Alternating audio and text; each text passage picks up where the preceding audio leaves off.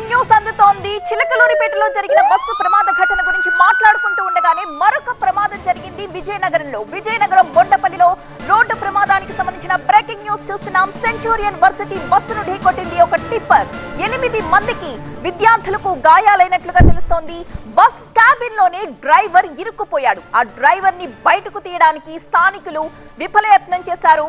దీంతో హైవేపై భారీగా traffic jam ఏర్పడ్డ దృశ్యాలను కూడా మనం చూస్తున్నాం. అలాగే క్షతగాత్రుల్ని హుటాహుటిన అక్కడ స్థానికులే ఆసుపత్రికి తరలిస్తూ ఉన్న దృశ్యాలు మనం చూస్తున్నాం. 108 వాహనంలోకి క్షతగాత్రుల్ని ఎక్కిస్తూ ఉన్నారు. విజయనగరం బొండపల్లిలో జరిగింది ఈ రోడ్డు ప్రమాద ఘటన. సెంచూరియన్ వర్సిటీ బస్సును ఢీకొట్టింది ఒక టిప్పర్.